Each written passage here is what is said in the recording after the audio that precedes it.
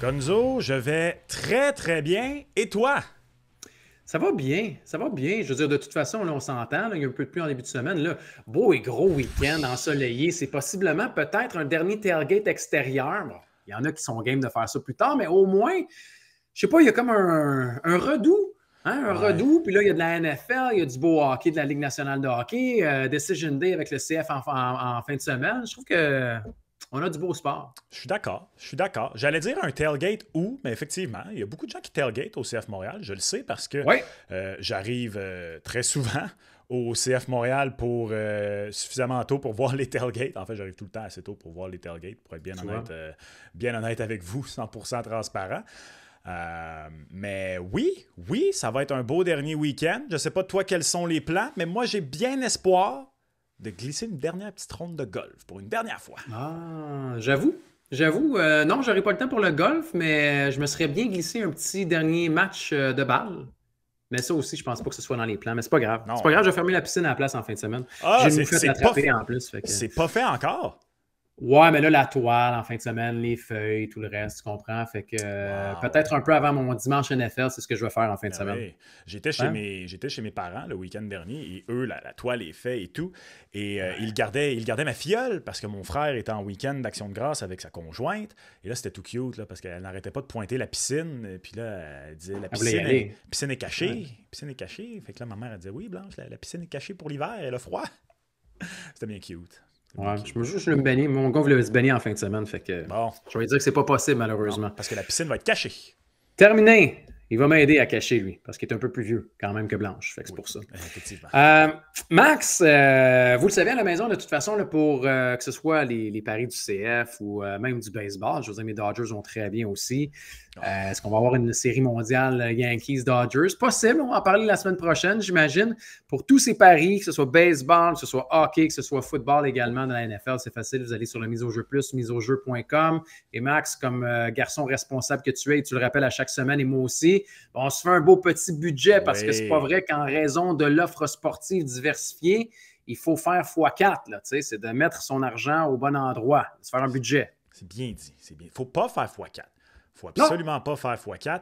Il faut se faire un budget. Il faut respecter notre budget. Tu sais, des fois, comme moi, là, moi, c'est ma fête bientôt. Toi, d'ailleurs, c'était ta C'est vrai. fête la semaine Ben dernière. oui. Bonne fête en retard, Merci, Gonzo. Max. Merci. Ah, c'est le fun, hein?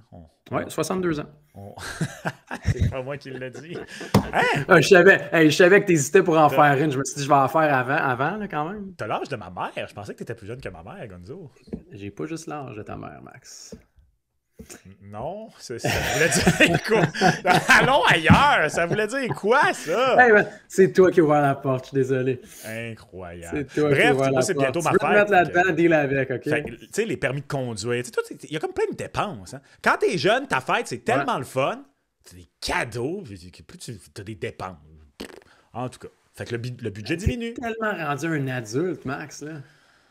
Oui, C'est effectivement. incroyable. Ayez un peu de plaisir dans la vie quand même, c'est pas grave. Oui, Mais non, mais c'est pas, c'est très je te important d'avoir du taquine. plaisir. C'est bien tout ce qu'on Ouais. veut, hein. C'est laisser dans un soupir quelques gouttes de Mon plaisir. Dieu, c'est incroyable. Je peux pas croire que tu as quoté ça. Ben non, C'est mais toute une tu référence. me l'as servi sur un plateau d'argent. Ouais, j'ai été Adam Oates, tu as été Brett Hall, puis tu l'as lancé dans la lucarne. C'est parfait. Ouais. Le Canadien a manqué de quelques Brett Hall jeudi soir contre les Kings, d'ailleurs. Ouais, je pense qu'il prendrait peut-être un demi Brett Hall, puis ça leur ferait du bien pareil, hein, parce Un que quart de Brett Hall. je sais pas, tu sais, je vais m'inclure dans les partisans après 3 matchs, le 2. Je pense que c'est la victoire contre Ottawa qui a ramené l'optimisme du partisan du Canadien de Montréal. Ottawa venait de gagner en plus contre la Panthère, rappelle-toi. Et là, le Canadien gagne contre les Sénateurs et tout est possible. Tout est possible. Lane Hudson, Cole Caulfield, tout ça, Sam Montembeault. Puis là, les 2 derniers matchs ont comme ramené tout le monde sur terre. Faut dire que c'est pas beau là, ce qui s'est passé lors des 2 derniers matchs du Canadien de Montréal. C'est pas des beaux débuts, c'est pas un bel effort. Là, on est rendu qu'on parle d'immaturité chez le Canadien de Montréal. Je trouve ça bien drôle, mais on va voir. Ça va être une passe difficile avec des éclopés en plus. La défense du Canadien n'est pas meilleure que l'an dernier. On avait espoir. Là. La quantité de contre-attaques, de surnombre, de chances de qualité qu'on accorde. Tu sais, soyons honnêtes, là, le Canadien est à un vol de Samuel Montembeault d'un début de saison de 1-4. On est Ouais. 2-3 présentement, donc ouais, de 1-4. c'est pas chic. C'est le seul vrai bon match, début à la fin, ça a été celui contre Ottawa, qui était un très bon match. Mais à part de Ouais, ça, c'est un bon match. C'est un bon match. Mais c'est vrai que défensivement, c'est croche. C'est croche. On le dit depuis l'année passée aussi. Puis là, j'ai vu passer les stats hier également après la rencontre là, au niveau des statistiques un peu avancées, je dirais, par tranche de 60 minutes. Là, je ne sais pas si j'imagine que tu les as vu passer toi également. Là, le nombre de chances de chances de marquer de qualité, le nombre de lancers, le nombre de tentatives de lancer vers le filet. Le Canadien est 32e dans la majorité des catégories défensives là, depuis le début de la saison. ouais. C'est un petit échantillon, oui. Mais c'est sûr que là, on se dit, OK, qu'est-ce qu'on fait? Savard reste un petit peu moins, puis même Madison, puis là, on voit, Jack Eye, il est dans la maison à chien, puis on le reconnaît pas, il est hésitant, fait pas grand-chose. Va falloir que ça se replace éventuellement, parce que sinon, on peut rapidement tomber dans une séquence qui pourrait être difficile chez le Canadien. Ben, j'allais dire, on est déjà dans une séquence difficile. Bon, quand même pas, là, mais... Non, l'horaire est favorable là, pour les 2 prochaines semaines, là, quand même. Ben oui et non, là. Non, mais t'as pas de 4 en 6, puis t'as pas de 3 en 4. J'entends ce que tu dis, mais là, Islanders, Rangers, ça peut t'amener une séquence de défaites rapidement. Là, c'est sûr. Moi, je sais pas pour toi, on va en parler plus tard, mais je vois mal la fin. As-tu vu les Rangers jouer en ce début de saison? Je vois mal le Canadien battre les Rangers. D'ailleurs, c'est-tu moi ou là, la semaine passée, t'étais pas certain, t'as dit de quoi, pauvre Chesty, encore, avec la signature de la Loutre, là? Ouais. Ben là... Ben, je vais te poser la question. Tu prends-tu la Loutre à 8,25 ou tu prends Shesterkin à 12 millions? Je prends la Loutre, mais bon. Il y a une partie de moi qui commence à se dire la prochaine offre des Rangers va être plus basse que 11. Peu importe ce que Chesty fait.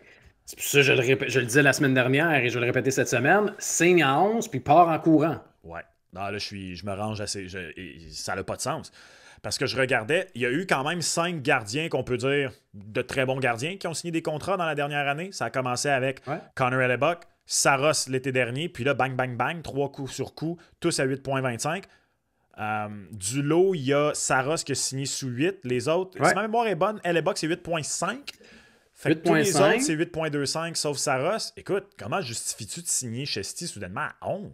Là, non, il n'y en a pas. En fait, j'imagine que tu as vu sortir les trucs cette semaine. Là, on se base sur le taux d'imposition. Celui du Texas versus celui de New York. Puis je comprends qu'à New York, c'est un gros marché, puis que le taux d'imposition est différent, puis que le coût de la vie également. Mais d'après moi, si Shesterkin est un bon comptable, il est capable d'être correct. Ben, c'est ça. Mais moi, j'ai été un peu surpris du contrat de Oettinger. Je pensais qu'Oettinger allait avoir déjà quelques arguments de plus dans son sac pour signer plus haut que Swayman. Et finalement, il a signé le même contrat. Mais tu as raison avec l'aspect de taxe. Je veux dire, Julien Brisebois lui-même a déjà dit que ça l'avantageait. Fait qui suis-je pour le questionner?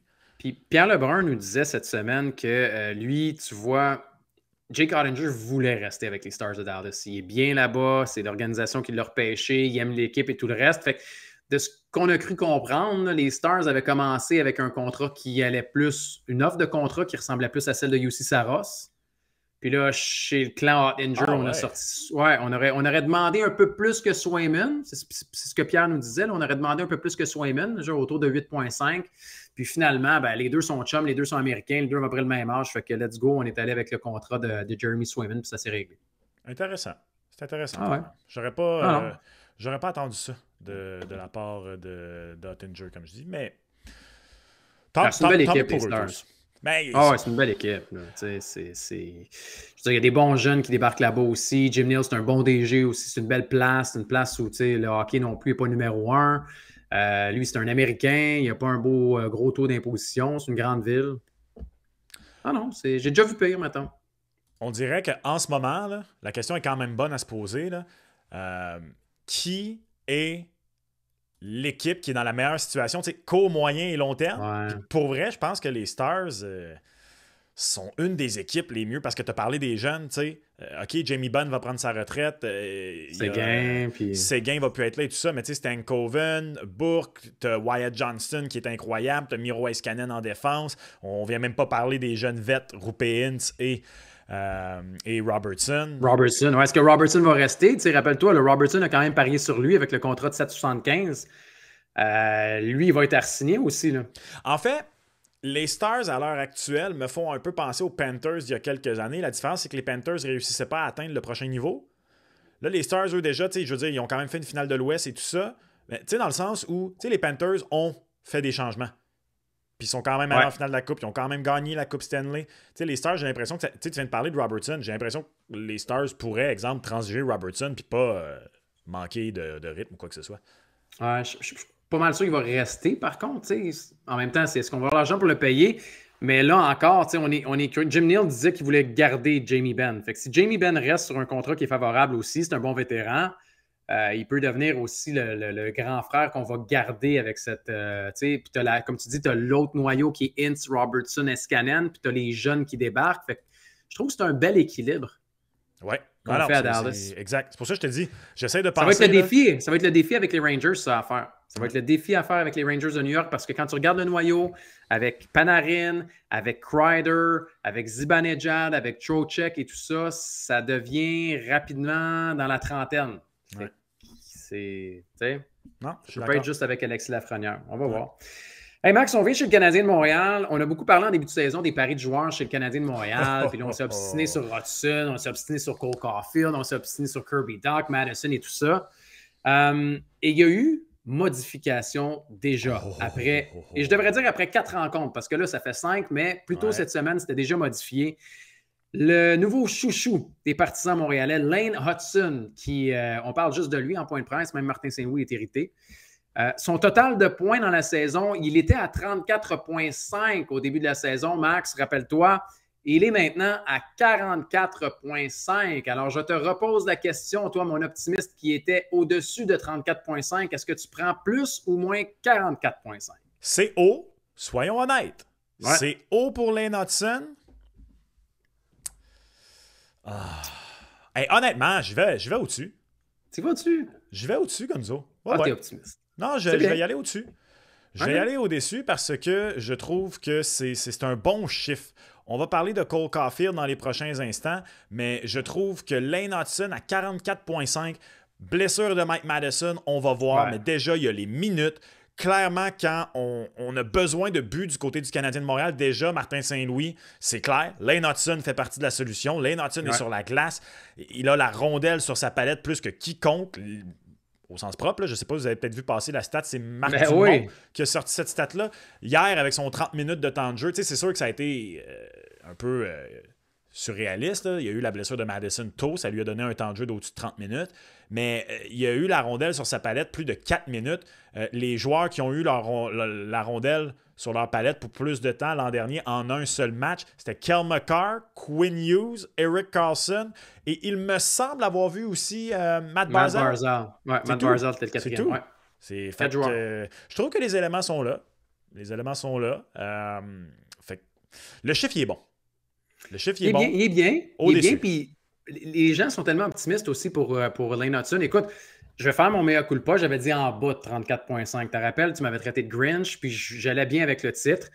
Je suis vraiment impressionné. Je savais qu'elle allait être bon. Je savais qu'elle allait être bon éventuellement. Je ne m'attendais pas à ce qu'il soit aussi bon rapidement. Et surtout, je ne m'attendais pas à ce qu'on le louange autant aussi rapidement. C'est rare que Martin Saint-Louis donne des éloges à des jeunes joueurs. C'est rare que Martin Saint-Louis veut cibler des joueurs individuels. Quand il parle de Lane Hudson, ses yeux sont pétillants.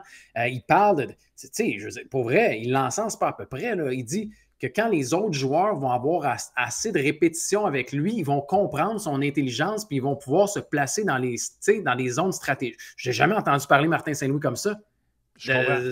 En même temps, le Canadien n'a jamais eu de Lane Hudson non plus. Ça. Exact. Fait que c'est un gars qui amène un jeu imprévisible, c'est fou là, quand même ce qu'il est capable de faire. Mais de le faire aussi rapidement, chapeau à lui. Je t'aurais dit, j'étais game de rectifier mon tir et de dire plus de 34,5, mais je vais jouer le Grinch à nouveau et je vais dire moins de 44,5. Oh, le Grinch is here! Je l'adore, mais 45 points, c'est énorme pour une première saison. J'y souhaite. C'est un calendrier qui aussi va devenir difficile pour quelqu'un qui joue comme moins de matchs avec le programme de développement américain, avec universitaire aussi. Je lui souhaite. Puis il y en a qui l'ont fait la transition puis qui n'ont rien ressenti. Ça a l'air d'un gars qui est en forme, ça a l'air d'un bon kid. Je lui souhaite. Mais je vais dire, mettons, un 40-42 points et ce sera une superbe saison pour les Nuts. Ouais, d'ailleurs, je ne sais pas si tu as vu passer, mais les Sharks de San Jose, ils vont avec Will Smith, avec la la stratégie l'an dernier de Leo Carlson. Ouais. Donc, il va être ménagé. Je pense pas du tout qu'on va être dans ces eaux-là pour Lane Hutson. Pour être bien honnête avec toi, en partant, je pense pas que le Canadien peut se le permettre. Puis le Canadien a mis des attentes différentes que les Sharks de San Jose. Donc, je pense pas qu'on peut se le permettre. Les Sharks sont clairement encore en mode... bas fond. Reconstruction. On est au plus bas de la reconstruction. C'est sûr que de repêcher McLean Celebrini et d'être allé chercher Yaroslav Askarov, même s'il est en bas pour le moment, ça a probablement accéléré leur reconstruction. Mais bref, je pense pas que le Canadien va faire ça avec Lane Hutson, le reposer. Fait que je vais y aller au-dessus, mais là, je trouve qu'on a un beau chiffre. Mais je te pose la question, t'as parlé de Martin Saint-Louis là, qui a été élogieux à son endroit.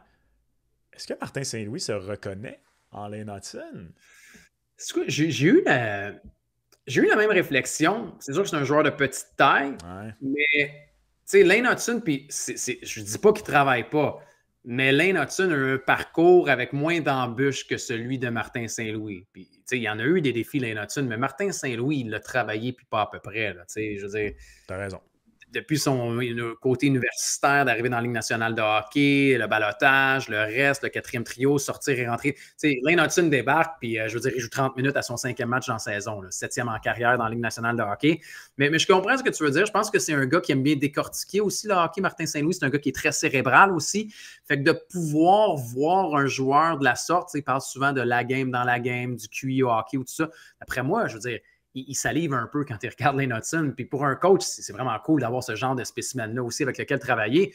Je veux dire, quand il y a la rondelle, c'est magnifique. Et puis moi, Max, son jeu à 5 contre 5, je comprends que là, les gens ils mettent tout le temps des traits sur les -4 puis -2 hier, tout ça, mais moi, son jeu à 5 contre 5, il m'étonne quand même. Je m'attendais à pire. On l'a vu hier, je veux dire, avec Kempe, puis il utilise bien son bâton. C'est un gars qui, oui, il est tellement intelligent qu'il est capable de comprendre quand et comment faire. Moi, je suis vraiment impressionné.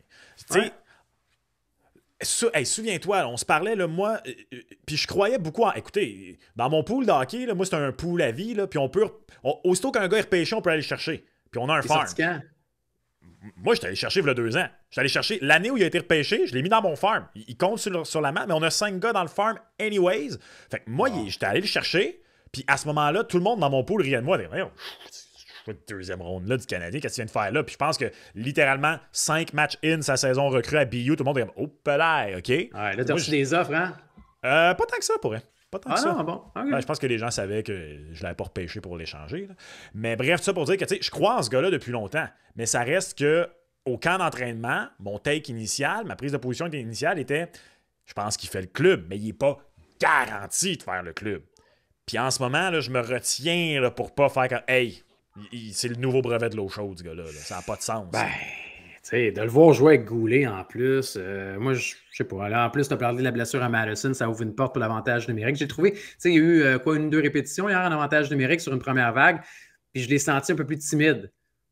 C'est normal, c'est normal. Ben oui, mais c'est normal, mais c'est comme, c'était la première fois que je le voyais timide à la ligne bleue. Ouais. Parce que là, il était comme, OK, là, je joue avec les big boys. Là, mais en même temps, on l'a senti zéro intimidé depuis le début de la saison, peu importe c'est qui l'adversaire en plus. Fait que j'ai aucunement de crainte là, pour Lane Hutson. Puis regarde, on verra. De toute façon, cette semaine, c'est qui? C'est Corey Pronman qui faisait le repêchage à nouveau. Ouais, là, ça, je m'excuse, j'ai été un petit peu tôt. Là. J'aime beaucoup les redrafts, mais un redraft 2 ans plus tard. On peut-tu laisser les gars arriver? Là? Ben oui, c'est beaucoup trop tôt. Je suis d'accord avec toi. C'est juste le fun. Ben, en fait, c'est un redraft 1 année plus tard et 2 années plus tard. Parce qu'ils ont fait 2022 et 2023.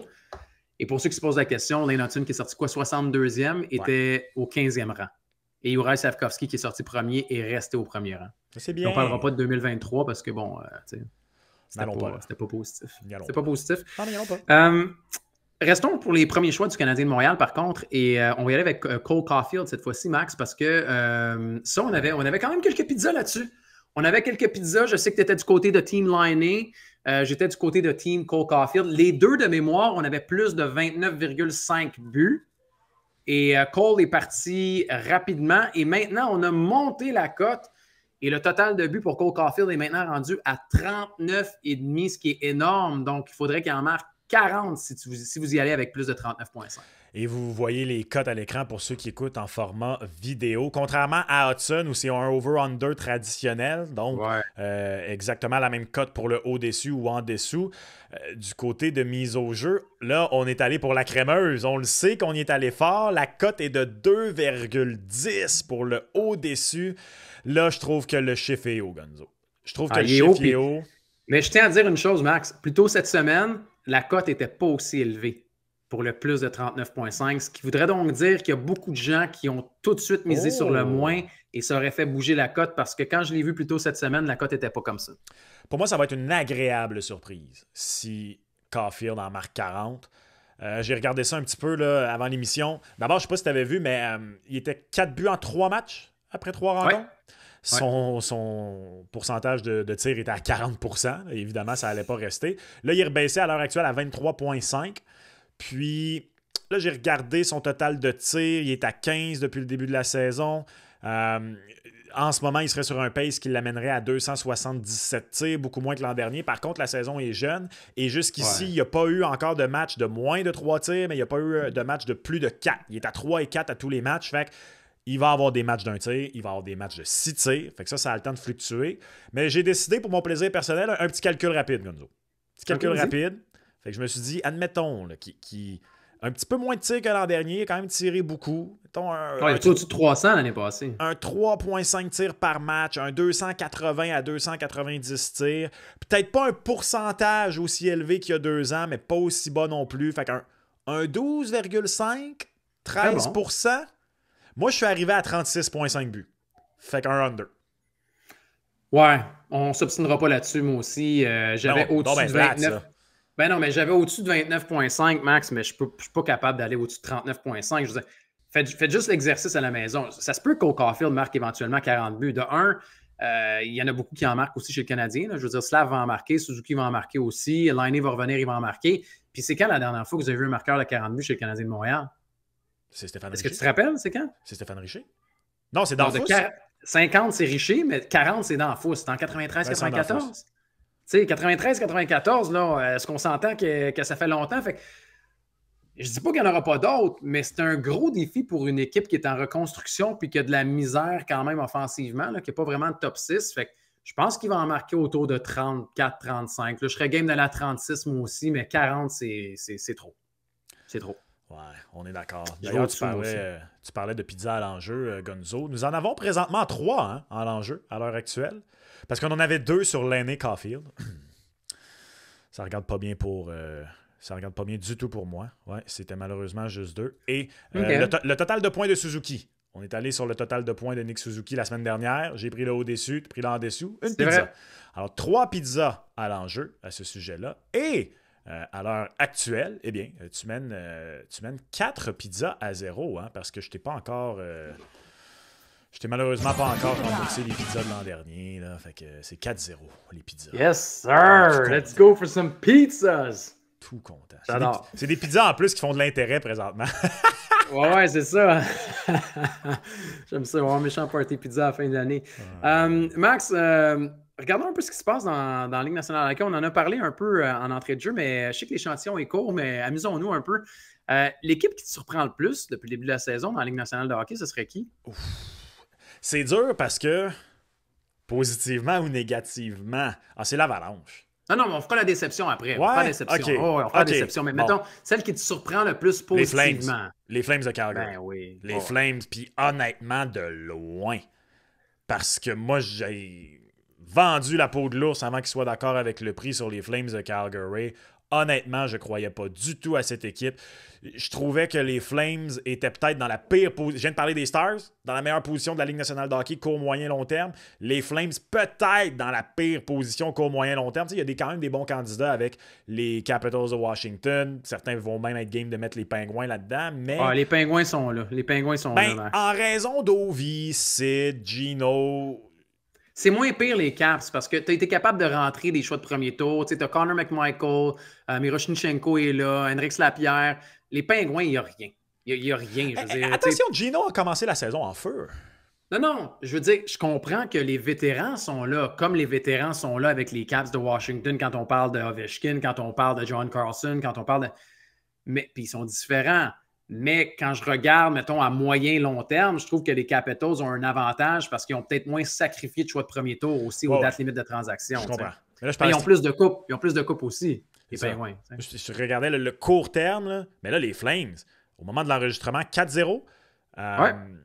Non, moi, ça va être les Flames de Calgary. Ouais, vraiment, là, je ne croyais pas du tout à cette équipe. Un petit peu les Jets, parce que les Jets, pour moi, sont un petit peu dans l'équipe des Bruins, dans le sens que je les regardais cette année, tu sais, puis je voyais Namestnikov comme deuxième centre. Je regardais ça, puis je me disais, hey, après Hellebuck, Morrissey, Connor, puis Scheifele, c'est mince. Qu'est-ce que Cole Perfetti va faire pour rebondir après sa deuxième moitié de saison horrible l'an dernier après avoir eu des airs de gars qui allaient exploser. Fait que je regardais les Jets, je me disais, c'est peut-être l'année où les Jets ratent les éliminatoires, puis pas du tout. Didn't skip a beat, c'est exactement la même équipe que l'an dernier. Dur à affronter, méchant. Fait un petit peu les Jets, mais surtout les Flames. Ouais, les Flames, moi, je peux pas passer à côté. Puis le fait d'avoir comme étaler tes forces sur trois. Tu sais, tu as un troisième trio avec Huberdeau qui joue avec Pospisil puis Manta. Défensivement, Rasmus Anderson a un bon début de saison. Tu as Uyghur qui est là-bas. Devant le filet, tu as deux gardiens de but également avec Wolf aussi qui risque d'en prendre un peu plus durant la saison. Ça m'étonne. J'aurais les Flames, moi aussi, pour aller ailleurs.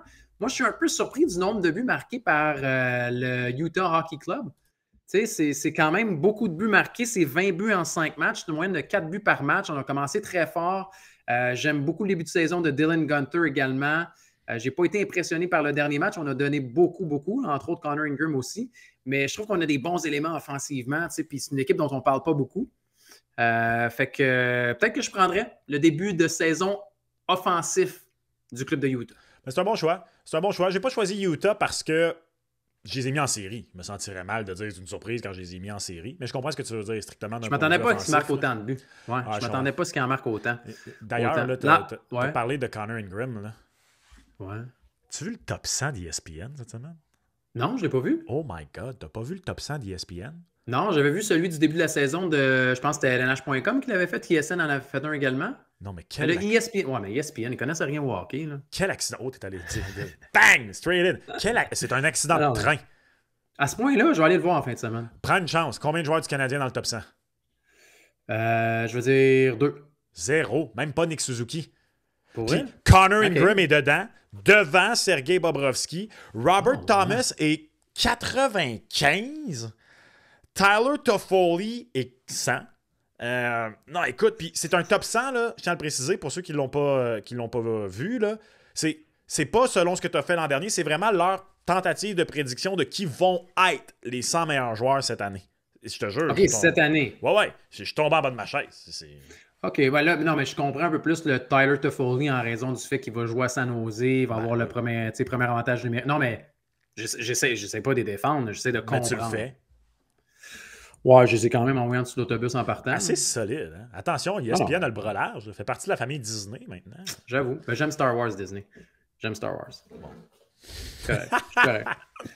J'essaie de me rattraper. Hey, l'envers de la médaille, si je te dis 2 clubs à 0-4, l'Avalanche puis Nashville, tu prends qui? Colorado. Non, c'est Colorado. Pour quelques raisons. La première, c'est que, bon, Nashville, c'est quand même catastrophique, mais même si je les avais carrément pour gagner la division, je m'attendais quand même à des douleurs grandissantes, comme disent les Anglos, à des frictions en début de saison, des difficultés en début de saison. T'es pas juste allé chercher des joueurs. T'es allé chercher des joueurs de noyau, des joueurs d'importance. Ça va prendre du temps à ce que la sauce prenne. Ouais, merci. Je cherchais mes mots, ça n'a pas de sens. On dirait que j'ai fait une commotion cérébrale pendant un instant. Avant que la sauce prenne, Colorado, oh, d'où Jésus. D'abord, les gardiens de but. Georgiev, Max, ton préféré. Non, mais là, même moi, je ne m'attendais pas à si pire de la part de M. Georgiev. Quel accident. C'est lui devant le filet aussi. Là. C'est quoi, c'est ce soir ou demain le match? J'ai vu ça passer aujourd'hui. Il y a eu tous les départs. Justus s'est juste amené en relève jusqu'ici. Et ce soir, c'est lui qui affronte les Ducks ce soir, vendredi soir. Hey, ça te donne-tu une idée à quel point, tu sais, Georgiev l'an passé était un des gardiens de but qui a le plus joué, pas parce qu'il était bon. Là, cette année, il y a tous les départs, pas parce qu'il est bon, il y a eu à peine 800 d'efficacité. Moi, honnêtement, je suis vraiment inquiet pour l'Avalanche, l'absence de profondeur, les blessures, la tenue des gardiens. Il y a une grosse inquiétude à avoir pour l'Avalanche. On est dans la bonne division de l'Ouest. Ouais, dans la bonne, mais tu as besoin. Tu sais, tu as parlé d'absence. Moi, c'est ça qui veut tout dire. J'ai essayé de comprendre cette semaine, puis j'ai regardé un match de l'Avalanche. Il manque des gros morceaux, Max, là, quand même. Tu sais, Lekonen n'est pas là, Nishushkin n'est pas là, Drouin n'est pas là. Là, Drouin, on dirait, ouais, mais Drouin avait quand même un rôle où il jouait des grosses minutes avec l'Avalanche du Colorado. Ah ouais, Et reste à Jonathan Drouin. Là. surtout, Max, celui qui fait le plus mal à l'Avalanche du Colorado, puis c'est un joueur qui est sous-estimé, c'est Devon Toews. Devon Toews est l'équilibre, la force tranquille avec Cale Makar. Cale Makar est méconnaissable depuis l'absence de Devon Toews. C'est plus le même défenseur, c'est plus le même joueur. Je vous le dis, Devon Toews est un des MVP de l'Avalanche, puis on dirait qu'on n'en parle jamais. Il est en train de le prouver avec ce qui se passe cette année. Je trouve ça drôle parce que là, en commentaire, il y a sûrement quelques personnes qui vont dire de quoi il parle, lui, Kyle McCarr, il n'est pas le même, il a 11 points pour commencer l'année. Ouais, mais avez-vous vu, L'avez-vous joué défensivement? Le all-around? Non, j'ai passé un commentaire similaire cette semaine en disant que j'avais été déçu de Kyle McCarr l'an dernier, puis je m'étais fait répondre voyons, écoute, tu parles, fait 90 points. Ouais, mais. Ce qui On a fait sait de... qu'il va être bon. Là, ouais. Ce qui a fait de Kyle McCarr, depuis qu'il est dans la ligue, contrairement à des Carlson de son époque, Burns, même Piqué, c'est que c'est un défenseur complet. Puis là, en ce moment, puis depuis l'an dernier, je trouve que cet aspect-là de son jeu est un peu diminué. Là. Il est vraiment, je trouve, comparativement aux premières saisons. Tu sais, souviens-toi, l'année que l'Avalanche a gagné la Coupe, moi, c'est un de mes faits saillants préférés à vie. C'est Connor McDavid qui essaie de déborder Cale Makar comme il déborde tout le monde. Puis Cale Makar, probablement le seul joueur au monde de pouvoir suivre McDavid. Faire hey, tu sais que tu t'en vas, toi. Pow! Tu sais, juste rien de spectaculaire là, d'un point de vue traditionnel, là, mais. Il fait ça. Les points sont là, mais il est le premier de toute façon. Il l'a fait. Il a fait une sortie cette semaine pour dire mon jeu n'est pas à point. Fait que bravo à lui d'avoir fait ce mea culpa. Ce que je veux dire, c'est que le 0-4 de l'Avalanche, je trouve que ce n'est pas un vrai 0-4 parce qu'il manque des gros morceaux. Tu sais, Lekonen, Nishushkin puis Drouin, c'est quand même 3 joueurs du top 6. Là, puis on ne compte plus Landeskog à travers tout ça. Mais t'es généreux envers leur gardien. Là. Oui. Attends, Georgiev a tout le temps fait défaut. Georgiev, pour moi, a tout le temps été une fraude. Ben ouais, mais là, faut qu'il le change. Il faut qu'il aille chercher quelqu'un. Ben ouais, mais ils l'ont pas fait. Ils ont réclamé Capo Kakonen au balotage cette semaine. Moi, le Capo Kakonen. Non, mais tu comprends ce que je veux dire. C'est qu'ils comprennent qu'il y a un problème, mais ils n'ont juste pas de place non plus. Là. Fait que bonne chance. Mais je suis surpris qu'ils soient revenus avec les mêmes gardiens de but cette année. Mais Georgiev, ben, tu l'as, qu'est-ce que tu veux faire? Tu es avec ce problème-là.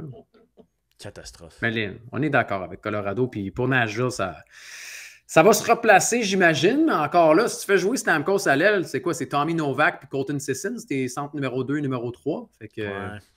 Stamkos à l'aile, ça marchait à Tampa parce que t'avais Point puis Cirelli. Mais...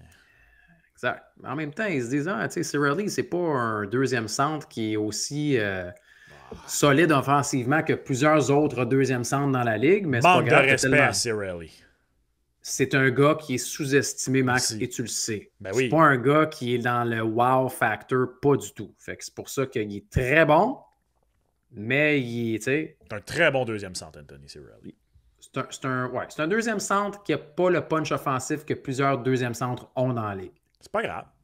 Il compense dans d'autres facettes de son jeu. Comme un certain numéro 24 des Kings de Los Angeles qu'on a vu jeudi soir. J'allais le nommer, Philippe Danault. Quel très bon parallèle. OK, revenons aux Canadiens. Oui, monsieur. Là, ça a été l'hécatombe à l'entraînement de vendredi matin avant le départ pour New York. Madison absent. Goulet absent. Et qui se fait mal à l'épaule pendant l'entraînement? Juraj Slafkovský. Ce qu'on sait, c'est que là, finalement, Madison et Slav font le voyage. On ne sait pas s'ils vont jouer samedi. Goulet n'est pas là. On a rappelé Mailloux. Est-ce que tu es, je veux dire, optimiste pour le match de samedi contre les Highlanders? Il faut qu'ils gagnent. Parce qu'ils vont perdre contre les Rangers. Je comprends. Je suis désolé. Je déteste être prophète de malheur. Et vous le savez, mise au jeu, on vous en a parlé la semaine dernière. Les meilleurs veut avoir les meilleures cotes dans le marché pour les victoires du Canadien. Là, j'ai un peu peur. Là. Je pense que... En plus, je déteste pas les insulaires pour débuter l'année. Ça va être difficile. Ça va être difficile. Honnêtement, là, moi, je me suis dit à la blague quand le Canadien a commencé à avoir quantité de blessures après la conquête de la Coupe Stanley. Là. Sérieusement, Marc Bergevin a fait un pacte avec le Yab pour amener le Canadien à la Coupe Stanley en 2021, puis il a 7 ans de malheur. C'est la seule chose qui peut expliquer comment, année après année, ça a pu... Caden Goulet qui a l'air quasiment d'un défenseur numéro 1 depuis le début de l'année. Puis là, ça arrive. J'étais de ceux qui pompaient les breaks là, sur Caden Goulet en disant attention là, avec le fait qu'il est fragile, mais commence à être inquiet pour Kaiden Guhle. Ben, on voit tous, puis on savait tous que il n'avait pas atteint encore. T'sais, son plafond, on se dit tous, OK, il est où son plafond à Kaiden Guhle? Mais le problème, c'est que on nous a dit qu'il avait travaillé cet été sur sa protection, puis pas la protection de rondelle, sur mieux se protéger sur une glace. Hier, il s'est montré vulnérable. Puis quand il se montre vulnérable et qu'il est dans cette position-là puis qu'il n'est pas loin de la bande, ben, tu t'exposes à des blessures qui peuvent être plus graves que d'autres. On ne sait pas si c'est grave. Sûrement que ce ne sera pas si grave et on l'espère. Mais c'est des gros morceaux qui tombent chez le Canadien de Montréal parce que, mettons Goulet, Madison puis Slavkovski, c'est quand même tes deux meilleurs défenseurs ou presque. C'est un gars qui joue ta première vague en avantage numérique aussi. C'est un gars qui joue ton premier trio en Slav. Moi, je suis désolé, mais j'ai les Highlanders là, samedi. Je veux dire, tu peux pas. Puis je comprends qu'ils ont été blanchis 2 fois en 4 matchs. Les Highlanders, c'est pas une puissance offensive. Ils ont battu mon Colorado 6-2 parce que tout le monde marque 6 buts contre le Colorado. Mais ils sont à la maison. C'est Patrick Roy. Je vais prendre les Highlanders. Ouais, puis tout le monde a au moins 5 buts attendus contre le Canadien. Et voilà. Je vais quand même attendre. Monty ou Kaiden Primo devant le filet? Si tu ne mets pas Primo, ça ferait 6 départs consécutifs de Montembeault avant de mettre Primo contre les Flyers dimanche prochain. C'est beaucoup. Moi, si tu en as un à lui donner, c'est plate parce que là, si tu avais gagné le match des Kings, on n'aurait même pas la discussion, ce serait Primo pour moi. Mais là, vu que tu as perdu les 2 derniers matchs, ça ajoute de la pression. Sauf que si tu ne mets pas Primo là, ça fait beaucoup pour Montembeault. S'il y a un match, un samedi soir sur la route, c'est celui-là parce que samedi prochain, tu es à la maison. Moi, je pense que tu n'as pas le choix de revenir avec Monty, puis de donner les Rangers aussi, puis parce qu'il fait la job. Prochain. Il fait la job. Tu vas donner samedi prochain aussi, parce que la bonne chose, c'est que le Canadien ne joue pas jeudi prochain. Fait que c'est une petite semaine. Et voilà. Fait que tu en donnes 6 en ligne. Parce qu'il correct. a gardé les 2 derniers. C'est correct. Tu en donnes... Ouais, OK. C'est beaucoup 6, par exemple. Ouais, mais oui, mais profite justement de cette fenêtre où il y a peu de matchs. Puis tu l'as dit. C'est la défaite face aux Kings qui est venue faire mal, parce que je suis d'accord, mais sais-tu quoi? Martin Saint-Louis, depuis le début de l'année, et puis c'est pas la première fois qu'on en parle, moi je suis content de voir qu'il coach comme un entraîneur qui vraiment veut être dans le mix. Il n'hésite pas à faire des changements pendant les rencontres, il n'hésite pas à mettre ses joueurs sur le spot. Il est passé à une autre étape dans sa carrière d'entraîneur. Ouais, il est passé à une autre étape dans sa carrière d'entraîneur. Fait que soit là jusqu'au bout. Monty devant le filet samedi. Je suis désolé, Kaiden, mais en ce moment, tu sais, si Montembeault faisait... Quoi? Mais là, en ce moment, il fait la job. Puis malheureusement pour Primo, lui, sa première audition n'a pas été réussie. Il va devoir attendre. Ça me fait pas plaisir de dire ça, là, mais... Je serais pas surpris si c'est Montembeault, comme je serais pas surpris si c'est Primo. Tu comprends? Mais... Moi, je serais déçu. En raison de la... Ouais, mais en raison de la petite charge de travail, je comprends le point pour Montembeault. Puis c'est valable, tu sais. Puis en même temps, si on voulait donner du départ à Primo, parce que sinon, je veux dire, ça va faire combien de temps qu'il n'est pas devant le filet si on l'envoie dimanche prochain contre les Flyers, contre l'équipe du paternel, puis tout ça, mais je sais pas. En fait, je vais te dire de quoi, Max. Avec Montembeault ou Primo, je prends les Highlanders samedi. Ouais, moi aussi. Puis je prends les Rangers, puis je vais aller plus loin que ça. Là. Je cale tout de suite un over entre les Rangers et le Canadien. Et le Canadien, ouais, moi aussi. Au-dessus. Puis je vais peut-être même oser un haut déçu pour les Rangers. Strictement. Ça risque d'être quoi, 3.5 ou 4.5? Ouais, 3.5 va être autour de 1,70, 1,75 facile. Puis c'est ça que j'allais te dire parce que ça pourrait facilement se finir 5-1 ce match-là. Puis tu vas être en dessous du 6.5. J'opterais peut-être plus pour le nombre de buts. Puis ça, vous pouvez aller fouiller dans les menus. Là. Puis vous n'êtes pas obligé de prendre juste le total de buts dans la rencontre, mais vous allez total de buts, comme Max dit, pour une équipe en particulier. Puis là, vous pouvez y aller au-dessus de 2,5, au-dessus de 3,5, au-dessus de 4,5. Puis la cote et le risque est en fonction. Là. Fait que plus de 3.5 pour les Rangers, ce serait un superbe pari. Ouais, ça risque d'être ça, malheureusement, parce que The Breadman, Artemi Panarin pour commencer la saison. Oh, a bald Breadman. Oui, monsieur. Oh. Il donne le goût de manger du pain, puis pas à peu près. Lui, 4 matchs d'au moins 2 points. Puis ça s'améliore, là. C'est 2, 3, 4 de mémoire pour Panarin. Il y en a 11. Il va bien. Ah ouais, il va bien. Ouais, 2, 3, 4, exactement. 2, 3, 4 pour Panarin, puis il marque des buts, puis écoute, il est en feu, il est complètement en feu. Ça va être le fun de le voir contre le Canadien de Montréal. Puis, si c'est pas le 2 points de Panarin ou plus de 3.5 buts pour les Rangers, un pari, tiens, j'ai fouillé cette semaine, un pari que je voulais amener pour, vous pouvez le regarder pour samedi ou pour mardi, c'est le pari du nombre de lancers pour Brendan Gallagher. Sais-tu, il est à combien le total de lancers pour Brendan Gallagher? Il doit être à 2.5? 1.5. Wow! Il est à 1,5 et ça, allez fouiller dans les menus. Allez voir en bas dans les paris de joueurs. Des fois, vous allez voir le nombre de points, le nombre de lancers. Brendan Gallagher était à égalité avant le dernier match avec Cole Caulfield avec 14 tirs en 4 matchs. Alors, faites le lien des fois d'aller chercher un Gallagher qui a été oublié, qui est encore à 1,5. Ça vaut la peine. Là, il est rendu quand même il a juste eu un lancé hier. Là. Fait qu'il y a 15 lancés en 5 rencontres. C'est quand même une moyenne de 3. Ce trio-là va bien également. Pour des petits totaux comme ça, là, je trouve que Gallagher plus de 1,5, c'est quelque chose qui pourrait être le fun. Des petits quoi? Des petits totaux. Ça fait bizarre à dire. Hein, Quand c'est c'est ça dit pareil, vite comme là. ça, là, des petits totos.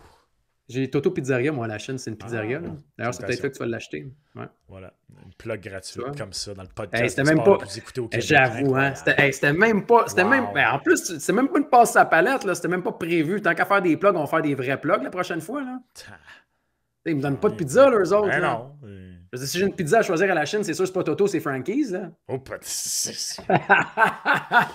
wow. Moi, je n'embarque pas dans les guerres de pizzeria, hein? Attention. Ah non, moi non dangereux, ces affaires-là. Non, regarde, ça, c'est chacun son choix. Des fois, après, on respecte. Je veux dire, que vous soyez Highlanders ou Canadiens en fin de semaine, c'est vous qui décidez, vous mettez où votre argent. Comme la même chose, c'est vous qui décidez, vous allez mettre où votre argent quand vous commandez une pizza. Sais-tu quoi, Gonzo? Les pizzas, c'est comme le pari sportif, c'est une question de respect. Respect de budget, respect de goût. Et respect de fréquence. Et respect de fréquence. Pourquoi que je mangerais de la pizza tous les jours? Je mangerais de la pizza tous les jours. Je le fais pas. Comme là, j'en ai mangé ce soir, j'en mangerai pas ce soir. C'est tough, pareil. Hein? Ouais, moi, j'en mangerais vraiment tous les soirs, mais c'est pas grave. Moi, en plus, j'ai 2 bonnes pizzerias à 2 minutes à pied de chez nous. Des petites pizzas napolitaines. Là. Ben, plus que tu en as plugué 2, je vais le faire moi aussi. Stella Pizzeria, littéralement au coin de ma rue.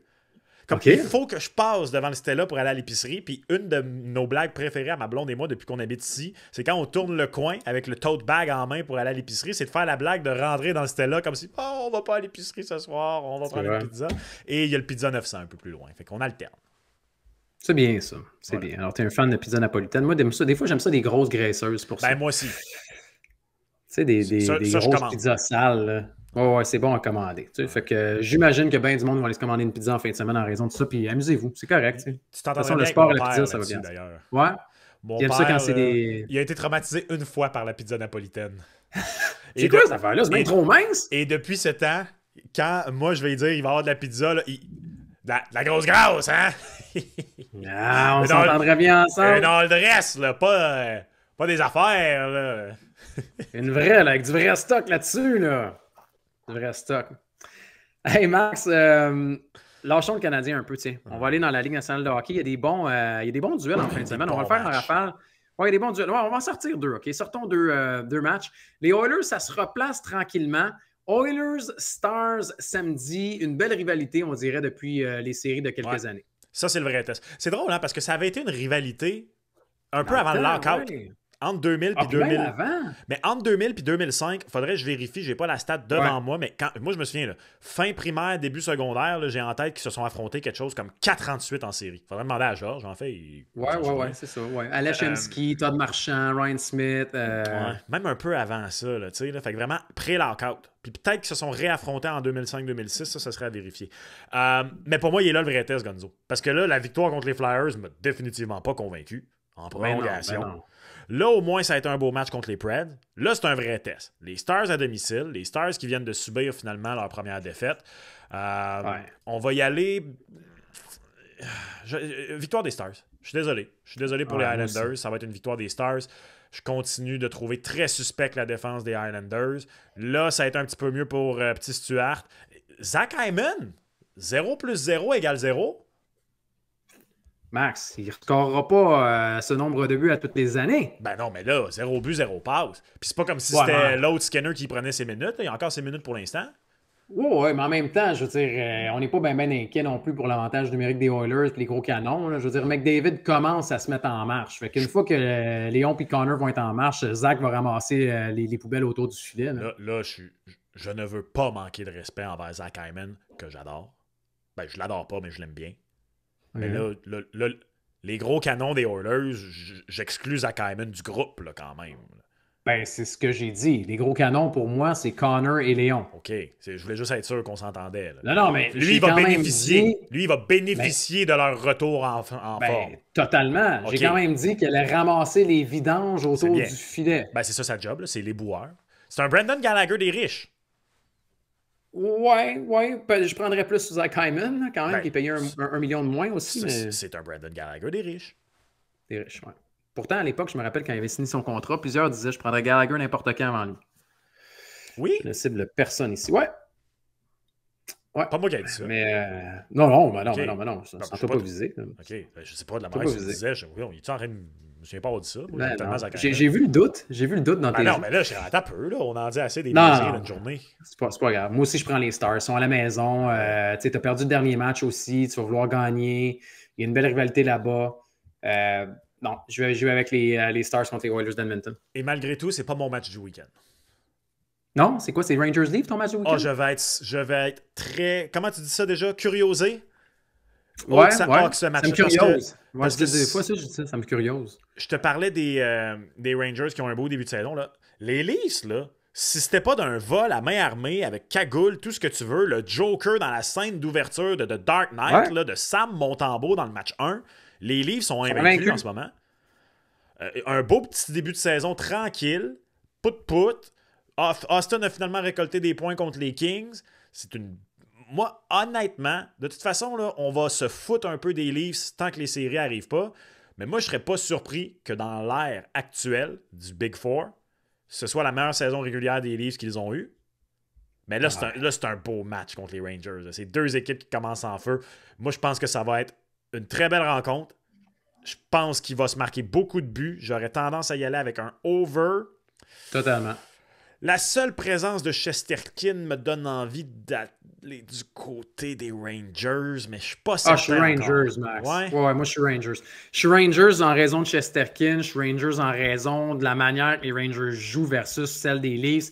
Les Leafs, Stollers est bon en attendant Wall. Wall était sur la glace d'ailleurs vendredi, mais tu as encore beaucoup de blessures. T'sais, oui, Tavares est revenu, oui, Nylander est là. Ils ne sont pas encore à 100%, puis tu es bon comme ça. Mais les Rangers sont comme, on dirait, une coche de plus. Je serais game d'aller prendre les Rangers parce qu'en plus, je pense que vu qu'ils sont sur la route, la cote va être encore plus attirante. Fait que je serais porté à aller pour la cote des Rangers sur la route samedi soir à Toronto. Tu as parlé de Tavares. Y a-tu les ondes du Wi-Fi, ils ont-tu fait mal à la tête, quelque chose? Pourquoi tu dis ça? T'as pas vu ça passer? Laquelle? John Tavares était porte-parole d'une compagnie de Russell Brand qui fait des amulettes anti-ondes de Wi-Fi, quelque chose. Là, une affaire de même. C'était complètement bizarre, cette affaire-là, cette semaine. Okay. C'est comme, je sais pas qui est allé déterrer ça, là. Mais c'est ça, il était comme il était sur le site web, il était cité comme quoi, en tant que joueur de hockey, athlète professionnel, c'était important de recovery, là, de reprendre de ses aides rapidement. Ouais, de récupérer, merci, je cherchais mon terme en français. Et, maintenant que tu fais des podcasts en anglais, là, tu sais. Ouais, c'est ça, exact. Le Dead Obies en moi ressort. I'm so bilingual. Elle prend anglais, mon Max. Exact. Non, mais blague à part, c'est ça. Fait que c'était ça l'histoire de Tavares qui a des problèmes de Wi-Fi. Pas vu passer. Mais, bon, il y a des problèmes de Wi-Fi, c'est bien ça. Non, il y a des problèmes de Wi-Fi, de Johnny T. Ah, Johnny T, ce personnage stoïque. Il est très stoïque. Très stoïque. Je prends la cote des Rangers. Puis l'over me tente pareil. Moi, je pense que les Rangers, à eux seuls, l'atteignent. Ouais, mais l'over des Rangers pourrait être le fun. Moi, c'est quoi? Bien. Il y a une partie de moi qui... Je vais attendre de voir les cotes. Puis de voir les gardiens. Mais je vais peut-être me laisser tenter par les Leafs. Rangers plus 1.5, par contre. C'est bien. Ouais, mais ça ne sera pas payant. Non, mais dans un combo. Dans un combo, ça pourrait être le fun. Max, es-tu prêt pour le football? Ah oui. Allons dans la NFL. Allons dans la NFL. Il y a des gros matchs en fin de semaine, des gros duels, puis on va débuter avec un superbe duel entre les Texans et les Packers. CJ Stroud contre Jordan Love. Tu penses de quel côté? Ben là, as-tu vu la belle cote de 2.2 des Texans, plus 2.5 les Texans? Ça, c'est alléchant au possible, mais Gonzo, donnez-moi surtout un total de points de plus de 47,5. Les Texans de Houston vont s'en donner à cœur joie. Mais je pense que les Packers aussi vont s'en donner à cœur joie. Ouais. La défense des Packers a bien fait contre les Cards en termes de points, mais les Cards se sont tirés dans le pied eux-mêmes avec 3 revirements. Les statistiques de verges et de verges par jeu des Cards ont quand même été intéressantes dans cette rencontre-là. Donc, le plus alléchant pour moi, c'est le au-dessus de 47,5. Mais CJ Stroud est dû pour une grosse performance, puis je risque de me laisser aussi tenter par un 2.2 des Texans sur la route. Ouais, la cote la plus attirante pour moi, c'est clairement le plus de 47,5. Tu l'as dit, c'est 2 carrières super, 2 offensives qui sont profondes aussi. CJ Stroud a des armes, même si Nico Collins est blessé. On en a là-bas. Jordan Love, on l'a vu à Green Bay aussi. Là, une semaine, c'est Dobbs, une semaine, c'est Watson, une semaine, c'est Reed, une semaine, c'est Wicks. Je veux dire, il y a plein d'armes de part et d'autre. Puis je regardais Green Bay, quand même, la 6e équipe qui a donné le plus grand nombre de passes, de verges par la passe cette saison. Tu as donné au-dessus de 260 verges dans 4 de tes 6 matchs. Fait que Stroud devrait pouvoir en marquer. Je m'attends à un match serré, mais un genre de, mettons, 27-24 Green Bay. Ça ne m'étonnerait pas non plus. T'es à Lambeau. Je comprends que le plus 2.5, si c'était 3.5, je le prendrais. Puis le 2,20 est le fun aussi. Mais je pense que Green Bay va gagner contre Houston. Ah ouais? Ouais, moi, je vais y aller avec les Packers. Puis je serais game d'aller moins 2.5. J'aime mieux le total des points parce que je trouve que la cote d'une 91 à plus 47,5, pour moi, c'est plus rentable puis c'est plus beau que, mettons, les Green Bay Packers à 1,67. Mais si j'avais à choisir une équipe entre les deux, je mettrais plus mes billes sur Green Bay que sur les Texans. Hey, à 1,67, là. C'est trop, ça, par exemple. C'est favori. Mais je fais abstraction des cotes. Je pense que Green Bay va gagner. Je suis en train de me demander si je mets une pizza à l'enjeu là-dessus. Toi qui choisis? Hey, honnêtement, je suis à ce point-là. Sais-tu quoi, Gonzo? J'ai du retard à prendre. Oui, monsieur, donnez-moi des pizzas là-dessus, s'il vous plaît. Oh, que oui, monsieur. Oui, juste une, par exemple. Juste une. Oui, non, juste une. On va pas mettre. Et on fait un deal. Vu que j'ai pris Green Bay et que je gagne, j'ai le droit à un extra fromage sur ma pizza si je gagne. Il est arrogant. Je suis pas arrogant. Arrogant. Non, c'est une référence aux Packers de Green Bay avec la tête fromagée. Tout est dans la formulation, Gonzo. Tu as dit, vu que j'ai pris les Packers et je gagne. Tu as déjà annoncé ta victoire. Si les Packers gagnent, j'aurai droit à un extra fromage. C'est ce que j'ai dit. Très différent. On va aller à la reprise vidéo là-dessus parce que moi, je suis pas mal certain que tu as dit, j'ai les Packers et je gagne. Non, c'est pas ça que j'ai dit. C'est pas grave. On a une pizza là-dessus. Autre duel qui pourrait nous faire aller du côté de la pizza, c'est un autre super duel en fin de semaine, les Lions et les Vikings. Est-ce que les Vikings vont être 6-0, Max? Pour vrai, ils sont à la maison, on connaît la défensive là-bas, mais reste que les Lions vont bien depuis une couple de semaines aussi. Là. J'en reviens pas, Gonzo, mais donnez-moi un autre over. Donnez-moi un autre over, même à 50,5. Justin Jefferson est incroyable. Je pense qu'il va aller au-dessus de son 97,5 verges projeté. Donc, total de verges de Justin Jefferson. La défense des Lions vient de perdre Aiden Hutchinson en plus. Les Lions viennent d'humilier les Cowboys chez eux. Je pense qu'ils vont eux aussi de leur côté être capables de mettre des points sur le tableau.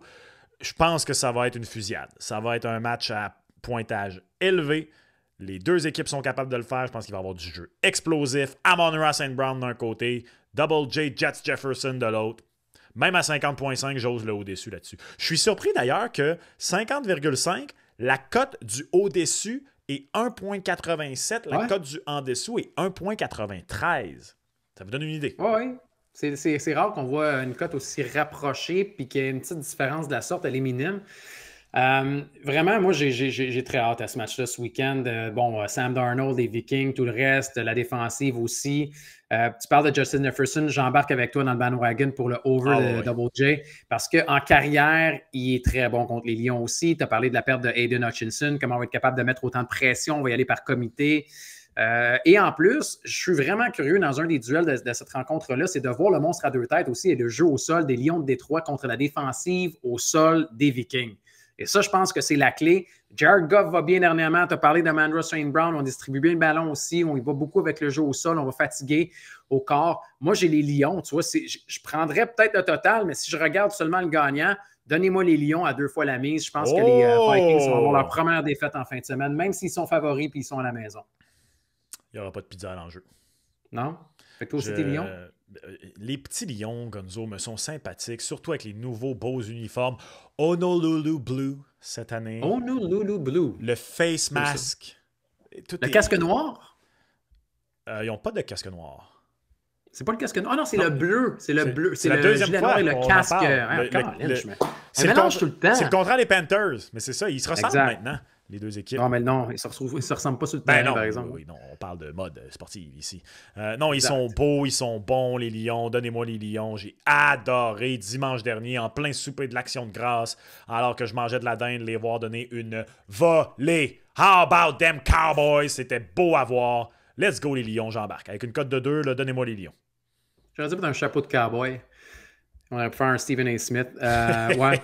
Moi, je suis Lion. T'sais, en plus de la blessure à Aaron Jones aussi pour le jeu au sol. Es-tu Lion en astrologie ou? Non, je suis balance, toi. Okay. Non, mais c'est parce que la manière que tu as dit je suis Lion, là, je veux dire, on va-tu là? Ou... Il y a une super lune en plus d'ailleurs ce soir. C'est ce soir, la Super Lune? Ben, c'était hier et ce soir. Et selon ce que j'ai entendu ce matin à la radio, où des choses ont été dites d'ailleurs sur la Lune, c'était assez spécial.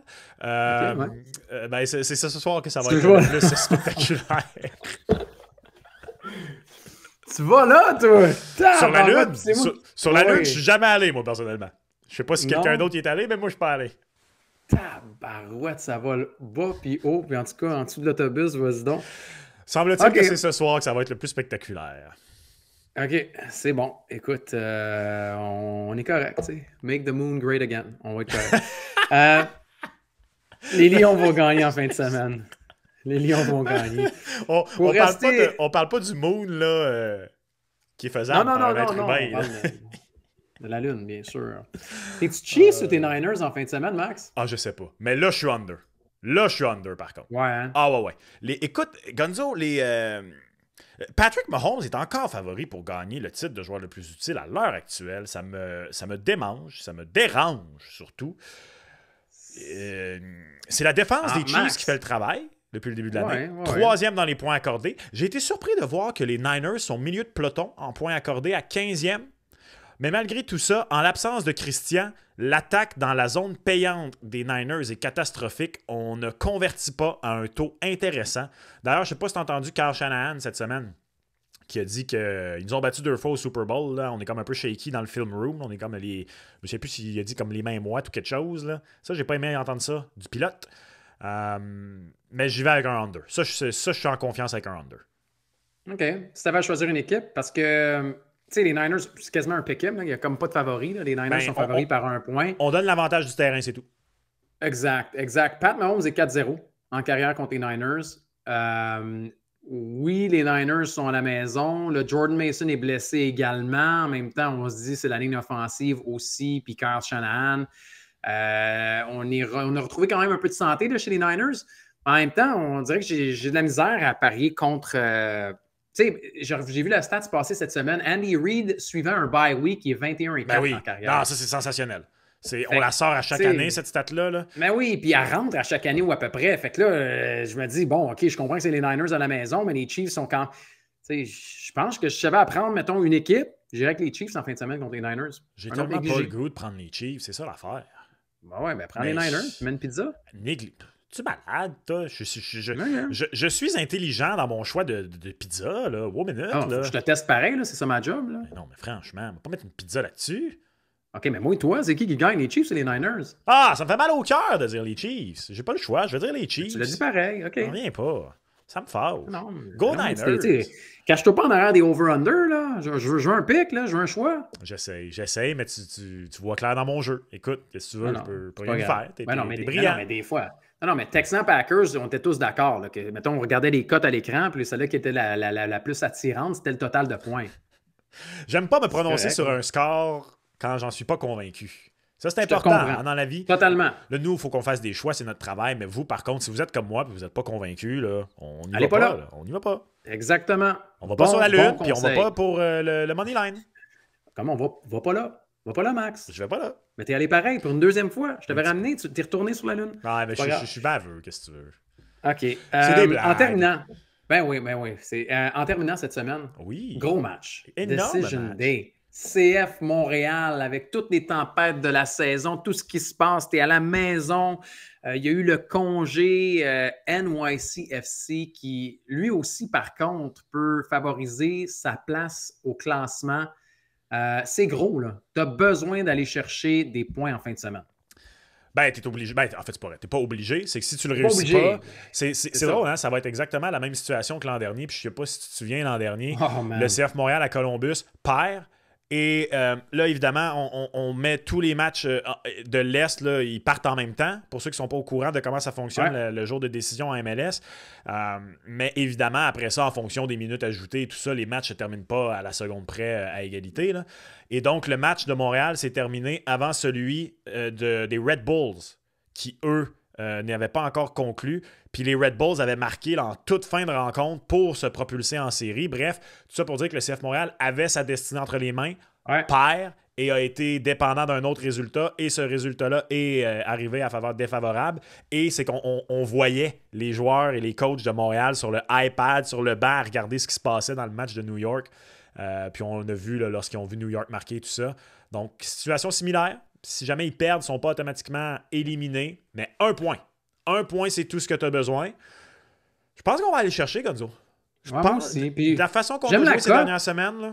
Tu vas-tu avec la nulle ou tu vas avec la victoire? Parce que, tu sais, je le disais, si tu étais contre une équipe qui en a rien à faire de son dernier match, mais là, en même temps, ça a l'avantage. Sauf que tu es à la maison, puis tu es privé de Saliba aussi.